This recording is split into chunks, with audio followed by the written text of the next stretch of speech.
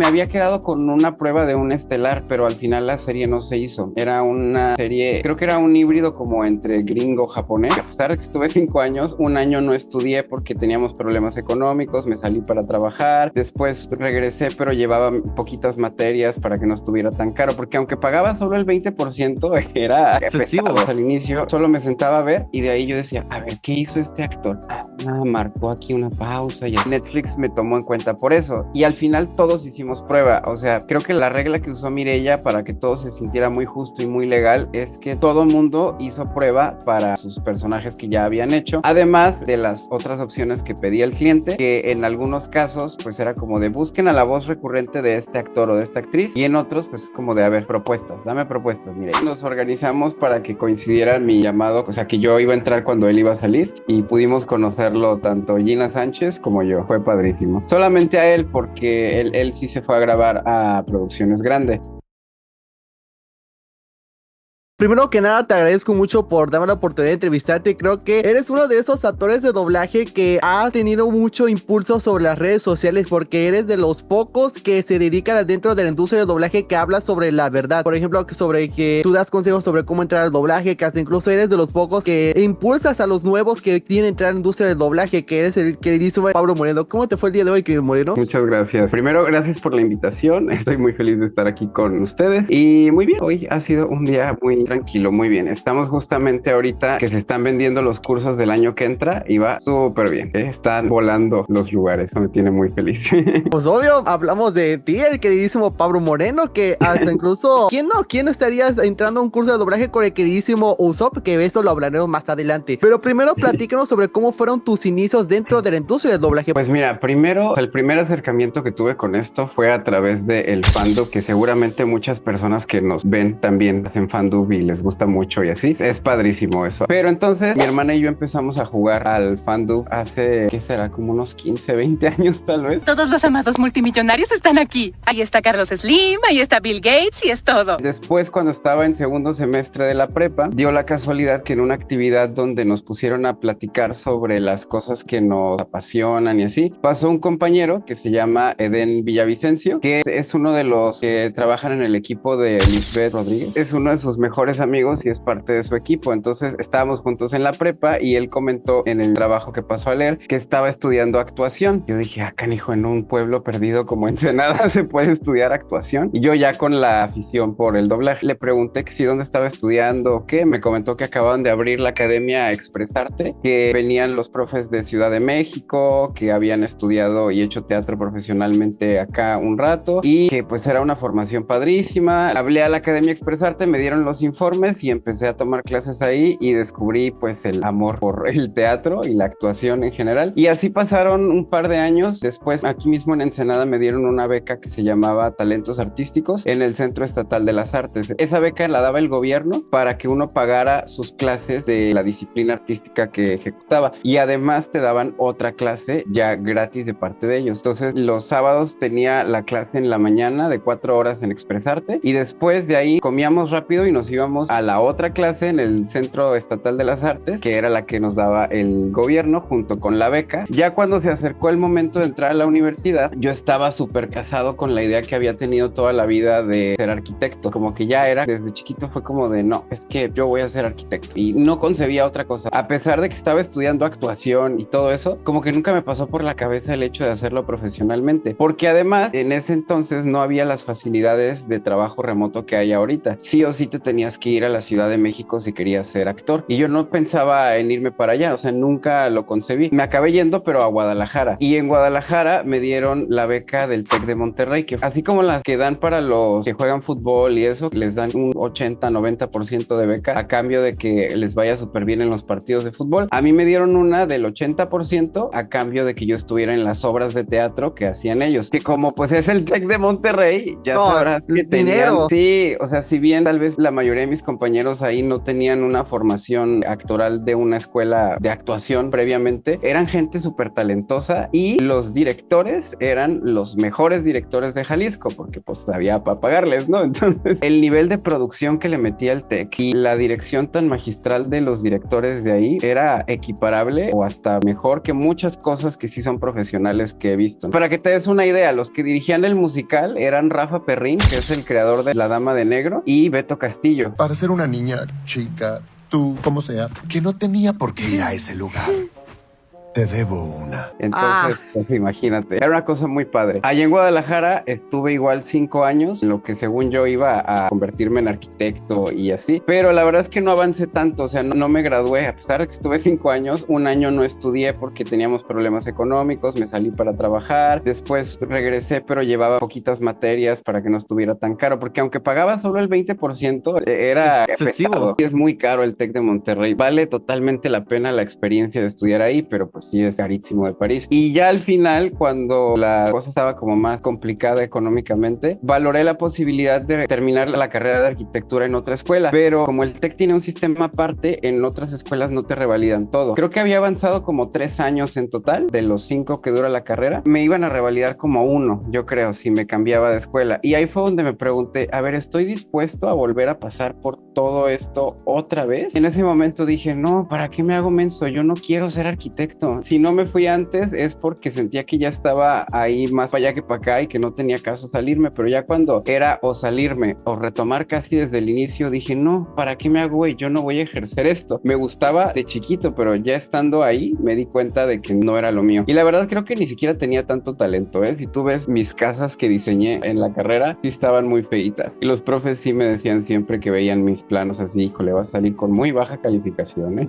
Y en cambio, siempre me iba súper bien en las obras de teatro y en todo lo de difusión cultural. De hecho, en más de una ocasión me dijeron los profes que me fueron a ver a las obras o algo así, es que ahí te ves pleno y en la arquitectura se ve que sufres por... En ese momento dije, no, yo me tengo que ir de aquí, lo siento mucho, vámonos. Y me fui a Ciudad de México, me hizo el favor Olinka Hidalgo de recibirme en su casa y me cobró una renta muy simbólica. Olinka también fue fanduber en la época del año del caldo y en ese entonces ella ya había terminado de estudiar doblaje, pero no estaba yéndose a reportar casi... Todavía no estaba como de lleno, pues iba a lo mejor una vez a la semana a reportarse, nadie la conocía. Para los que van a decir, ah, sí, Olinka, la magia del doblaje lo metió, no. Olinka y yo llegamos casi a tocar la puerta sin ser nadie al mismo tiempo. Empecé a ir a tocar la puerta de las empresas de doblaje. Para este punto yo ya tenía como 7 años haciendo teatro y había estudiado en total pues casi 3 años. Tenía bastante experiencia en muchos géneros, estilos, etcétera. También había hecho cortometrajes en el TEC, porque aparte, como está la carrera de comunicaciones en el TEC, pues ya sabrás que los comunicólogos de ahí tienen a su disposición cámaras de cientos de miles de pesos y equipo para producir cosas muy padres. Te compraste tele nueva. Y carísima, por cierto. Sentía que como actor ya tenía las herramientas para hacer doblaje, pero definitivamente la parte de sincronizar pues sí es súper complicada. Yo me la quise aventar como lo hacían en el año del caldo, de que yendo a hacer sala y aprender a poner el loop así. Entonces estuve yendo 3 meses diario, prácticamente todo el día. Cuando se me empezó a acabar el dinero ya nada más iba a mediodía y después ya buscaba cómo generar ingresos. Estuve yendo a 2 empresas al inicio, solo me sentaba a ver y de ahí yo decía, a ver, ¿qué hizo este actor? Marcó aquí una pausa y así, y aquí miró para acá y aquí para acá y todo eso. Entonces fui aprendiendo pues toda la técnica de poner el loop, de sincronizar y entendiendo pues cómo tenía que ser la dicción, cómo tenía que ser el acento, todo eso para aplicarlo a la actuación, porque siento yo que hacer doblaje es una mezcla de 2 cosas, de la parte artística que es actuar y la parte que es más como un oficio que es hablar sincronizado. La gente a veces piensa que es muy fácil hacer doblaje porque nunca han visto la velocidad con la que tenemos que trabajar. O sea, esto es una cosa de lo ensayas una vez y luego lo grabas. Te puedes equivocar, no pasa nada, pero entre más rápido te queden las cosas, más los directores dicen, ah, esta persona tal vez me aguanta un estelar. Y si te toma un ensayo y una toma poner todos tus loops, rápidamente empiezas a crecer. Tuve mi primer llamado cuando me animé a pedirle a uno de los directores con los que hacía sala una prueba, porque sentí que ya todo lo que estaba viendo ya me podía parar yo frente al micrófono y hacerlo. Y le pedí una prueba y me dijo, te voy a dar llamado de ambientes. meses y vamos a ver cómo te va. Que para esto deben saber que fue complicado ganar credibilidad en ese sentido, porque ya estaba como muy establecida la idea de que el doblaje se estudiaba en una escuela. Yo creo que no necesariamente ni el doblaje ni la actuación se estudian en una escuela a fuerzas. Estudiar en una escuela sí creo que es la mejor opción porque es la que te ofrece más garantía, pero considerando que tengo un montón de compañeros que en su vida han tomado una clase de actuación y son de los mejores actores que pueda haber, y el medio en general está lleno de gente que lo aprendió en las tablas, haciendo sala, etcétera. Sin embargo, esto no significa que quienes nos están viendo vayan a ser parte de esa estadística. Es una estadística muy pequeñita, entonces no lo recomiendo. Hay que estudiar lo más posible. Y pues ya conforme fueron viendo que sí lo sabía hacer, me fueron recomendando entre ellos mismos. Yo me iba a reportar todos los días, hacía muchísima sala y pues siento que tuve grandes maestros, pero ya dentro de las salas. La verdad es que es un camino que no es nada sencillo. La gente tiene que saber desde antes de siquiera meterse a clases de doblaje que el camino de irse a reportar, sobre todo si uno es foráneo, es bien complicado. Tiene uno realmente que querer triunfar en esto para que valga la pena, porque si no te vas a frustrar como de, ay, es que ya tengo mucho tiempo así y nomás no. Es lento pues, pero siento que es más seguro que en otros medios donde tienes que estar haciendo castings recurrentemente. Conforme la gente te va viendo, los mismos directores van viendo tu crecimiento, te van considerando y vas creciendo de la mafia del doble.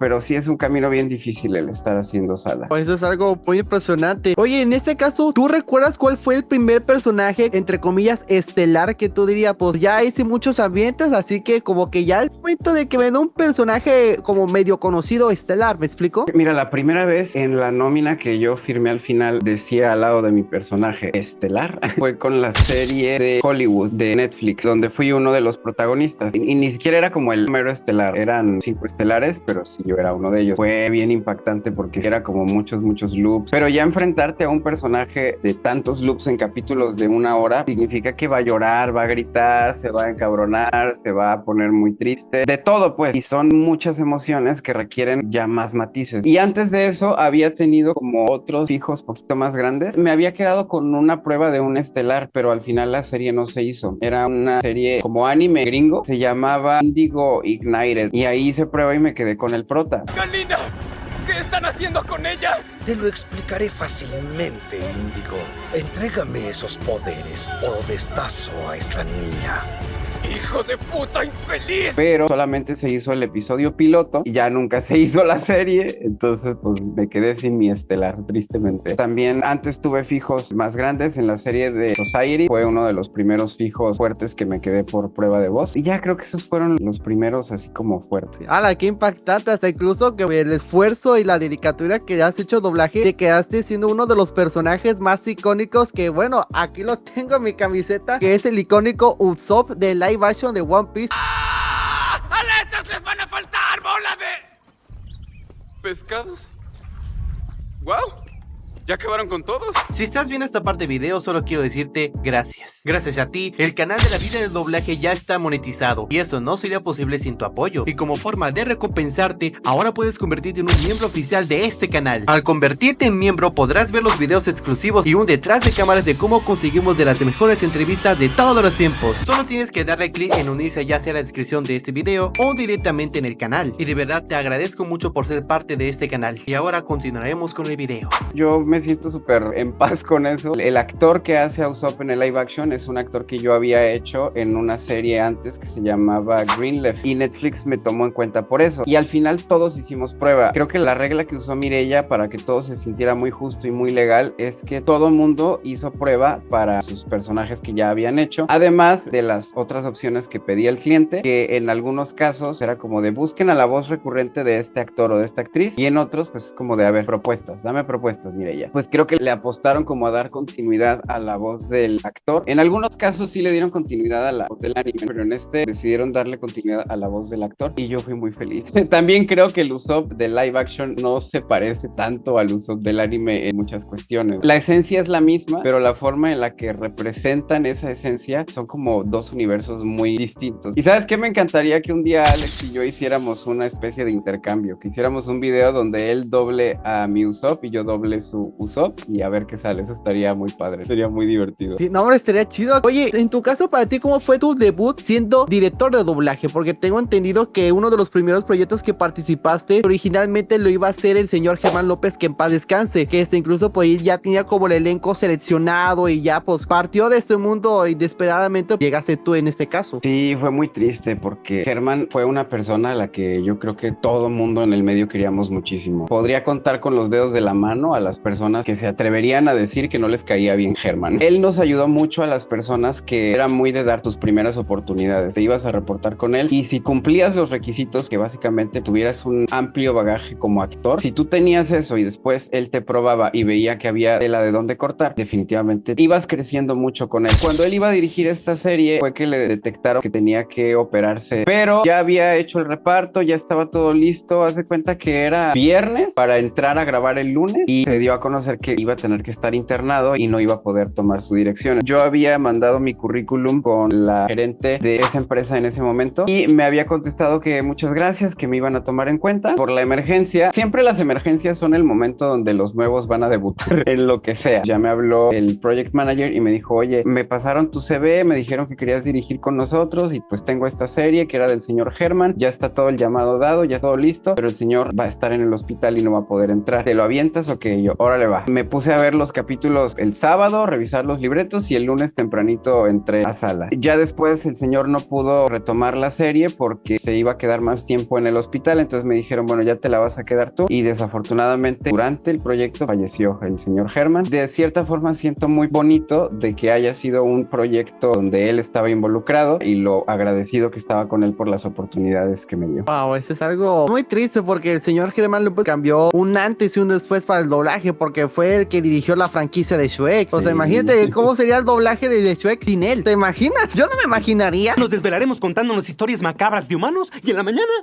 yo preparo los tamales. Ante este caso, para ti, ¿cuál es la diferencia entre ser un actor? Porque el actor es el que está en el atril junto con el director y ya graban los diálogos. Pero para ser director es como un medio muy diferente porque tienes que checar los capítulos, los diálogos, y tienen que repetir las mismas palabras, los actores, entre varias cosas, ¿me explico? Sí, son tareas completamente diferentes. Como actor tú tienes que aprender a hacer un análisis súper profundo de 2 segundos nada más viendo y tratar de imaginarte todo el proceso. Pero como director sí tienes más tiempo para analizar bien de qué va todo el conjunto. Los contenidos tienen un tono, tienen un género, tienen un estilo y uno como director tiene que ser capaz de ver el contenido y decir, esto es una comedia, esto es una tragedia, esto tiene tintes de un montón de géneros. Acabo de dirigir una serie hace unos meses que era todos los géneros. Uno tiene que tener formación en análisis dramático para poder entender de qué va cada cosa y qué elementos son los que te están diciendo que ya pasamos de la comedia sátira al melodrama, después al suspenso. De entrada por ahí hay que empezar. Y los personajes, entender mucho sobre la personalidad de cada uno de los personajes que salen ahí para saber después cómo enunciarlo en palabras sencillas que hagan que los actores lo puedan construir rápido, fácilmente. Después tiene que tener como una IA en la cabeza que haga las pruebas de voz en su cabeza. Es decir, a ver, este personaje, ¿a quién le puede quedar? Y así voy uno por uno. Aquí ya arma uno el cast. También ser muy fino con la sincronía. Tiene que poder cachar bien labiales, reacciones, pausas, porque a veces como actor puedes como dejarte ir y que el director te vaya corrigiendo, que no debería hacerlo. Todos tenemos que estar súper atentos, pero definitivamente si el director está comiendo mosca, se pueden dejar cosas muy chuecas. El director tiene que poder tener como más sutileza en eso, tiene que ser más preciso, tiene que tener también más oído para darse cuenta de en qué momento algo no se entendió, alguna palabra se pronunció de una forma que no era, alguna letra está ahí como muy débil. Tienes que tener el ojo y el oído de un ingeniero. A veces nos mandan unos libretos bien bonitas y a veces nos llegan unas cosas, parece que las sacaron de Google Translate y que ni siquiera lo revisaron, o la persona en su cabeza jura que eso se puede sincronizar o le valió, y tenemos que saber resolverlo, ya sea de tarea y llegar a la sala ya con un libreto resuelto. ¿A costa de qué? De tu tiempo que pudiste estar descansando, te la pasaste desvelándote, rehaciéndole la tarea a alguien. También depende mucho como de qué presupuesto den. Entre más grande sea el presupuesto, pues más grande es la motivación del director para desvelarse rehaciéndole la tarea a todo mundo. y además tienes que entenderle a los procesos como burocráticos de oficina, porque todo muy bonito, pero si no haces los trámites correctamente con el equipo de producción, de llamados, etcétera, pues tampoco te va tan bien y ellos son los que al final del día te contratan. Hay que ser muy puntuales con el envío de los casts finales, porcentajes que luego te piden de cada cosa, las indicaciones de proyecto, tenemos que utilizar talento, tal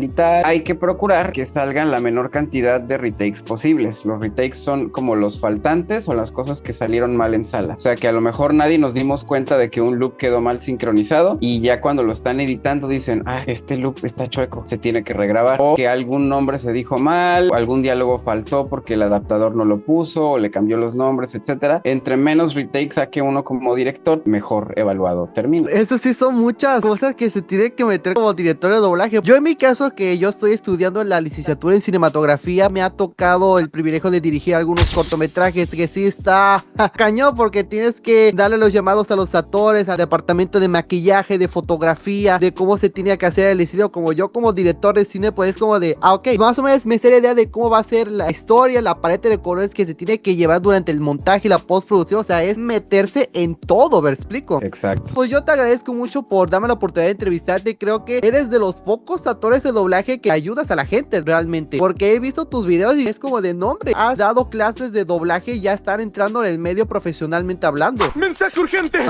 Hay varios pelotones policíacos vigilando todo el tiempo. ¡Están equivocados! Yo pertenecía a la Fuerza Ranger y los acuso de ser quienes han estado orquestando los ataques de monstruos. Obviamente no es así como esperaba salir, pero la persona adecuada recibirá ese dinero. Y en cuanto a mí, voy a ir a embarazar a mi mujer. Adiós. Sí, son mi mayor orgullo, la verdad. Y desde el día 1 yo siempre les digo, necesito que se apliquen y que les vaya muy bien para que me pueda yo colgar de su fama, por favor. Ahorita que les está yendo súper padre, no solamente porque se siente muy bonito recordar cómo llegaron con sueños el primer día y ahora ver cómo están cumpliendo esos sueños y cómo se están realizando en algo que creyeron que nunca iban a poder hacer porque vivían muy lejos. Algunos desde aquí lo están haciendo, otros se fueron a Ciudad de México y eso me llena mucho el corazón y al mismo tiempo me ayuda a colgarme de su fama para que más gente quiera entrenar conmigo. Soy tremendo, soy muy loco, soy tremendo, soy...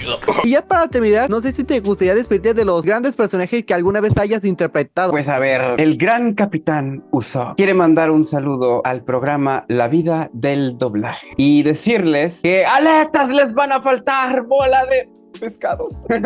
No, hombre, inclusive tú conociste a los Star Talents, a Iñaki Godoy. Sí, nos organizamos para que coincidieran mi llamado, que yo iba a entrar cuando él iba a salir y pudimos conocerlo tanto Gina Sánchez como yo. Fue padrísimo. Solamente a él, porque él sí se fue a grabar a producciones grandes. El otro actor se grabó en Brasil. Ah, de Sanji. Bienvenidos a nuestro restaurante de mierda donde lo único peor que el ambiente es la comida. Me llamo Sanji. ¿Qué puedo ofrecerles? Sí, o sea, él fue remoto, ni la directora lo conoció hasta donde sé, pero Iñaki sí fue a grabarse presencial con Mireya, sí lo pudimos conocer y es una persona de lo más maravillosa, me inspira mucho, lo quiero mucho, me encantó verlo trabajar y me encantó conocerlo. No, hombre, pues qué impacto, hasta incluso el propio Iñaki Godoy que se autodobla a sí mismo, no cualquiera hace eso. Por ejemplo, Eugenio Derbez, el señor Joaquín Cosío son de los pocos que sí le importa su calidad del trabajo, porque yo hablo inglés y español, quiero que me conozca la gente latinoamericana por mi voz y no por el actor de doblaje en sí. No, you're not. I heard everything.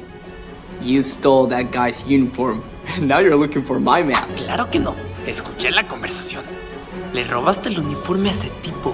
¿Y ahora quieres mi mapa? Sí, es una tarea muy ardua. Por una parte está la facilidad de que tiene al personaje más comprendido que cualquiera que lo pueda doblar. Pero por otra parte, con la parte de la técnica de poner el loop, no es algo que cualquier actor se le haga fácil. Es muy admirable cuando un actor de cine dobla su propia voz, porque justamente no tienen esta técnica y les toca ir aprendiendo sobre la marcha. Yo te agradezco mucho la oportunidad y nos estaremos despidiendo ante esta ocasión. Gracias por invitarme y un saludo a toda la gente que ve La Vida del Doblaje. Hasta luego, querido Moreno. Bye.